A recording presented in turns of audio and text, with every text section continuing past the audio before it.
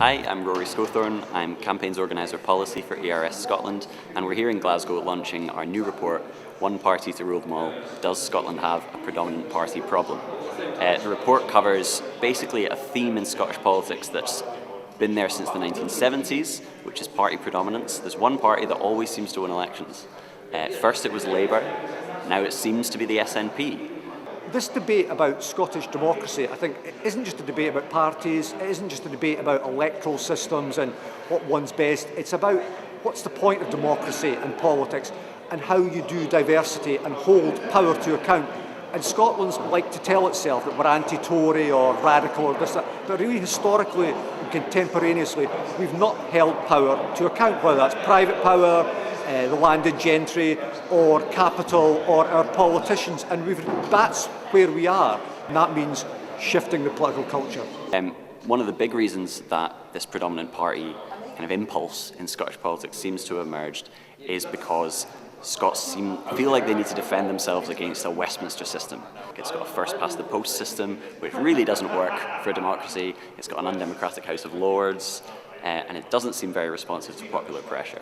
And what happened with that is that Scots started to vote for a party that would stand up for them at Westminster. First it was Labour, now it seems to be the SNP. But as we saw, Labour's popularity was a kind of boom and bust. They got so comfortable in power that they forgot to adapt to the world as it changed around them, and they collapsed at the end of the 2000s, and the SNP seemed to have taken up the mantle.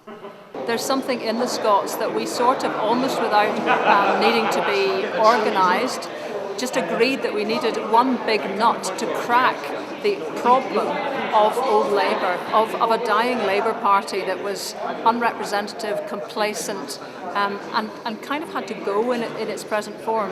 So maybe there was a willingness to tolerate one big, overlarge party, which people would subscribe to, even without joining sometimes, simply to try and deal with that problem. And then, of course, there's the other big nut, which is London. So the SNP perhaps has had to be a muscular, overlarge body to try to take on these two traditional givens that have been the powerful entities of our life.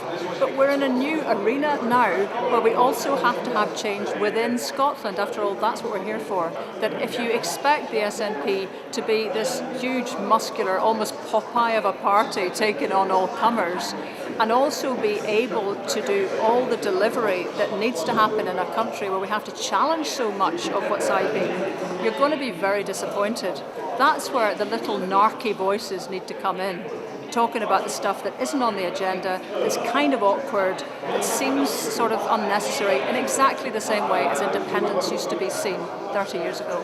So the predominant party system isn't just about Labour, it's not just about the SNP, it's about how Scots view their politics and how we have this kind of desire to defend ourselves against something else. We feel like the outsiders and we need to look after ourselves through one big party.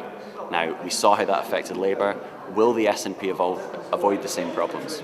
Well, I think for me, the main thing I took away from this evening is that we shouldn't be pessimistic about democracy and shouldn't be pessimistic about the ability of ordinary people presented with a range of options to really get on top of the detail, to understand the political arguments and to choose from a range of options. In Scotland, we're going into an election with the Greens, with Rise, with the SNP, with Labour, with the Tories, with the Liberal Democrats, with the UKIP even. We have a whole wealth of parties who will be listened to, and the people will be able to choose who they want to represent them in Parliament. And I think we cannot underestimate the power of those simple choices and the power of ordinary people to make informed choices about that.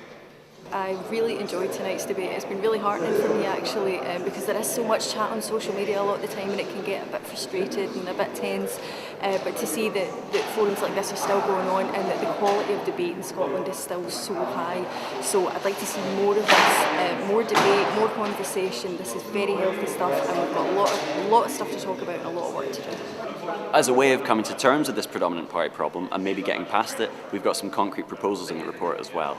So we want things like elected committee conveners to ensure that committees aren't dependent on party patronage. We want a People's Assembly selected jury style to hold the rest of the Parliament to account.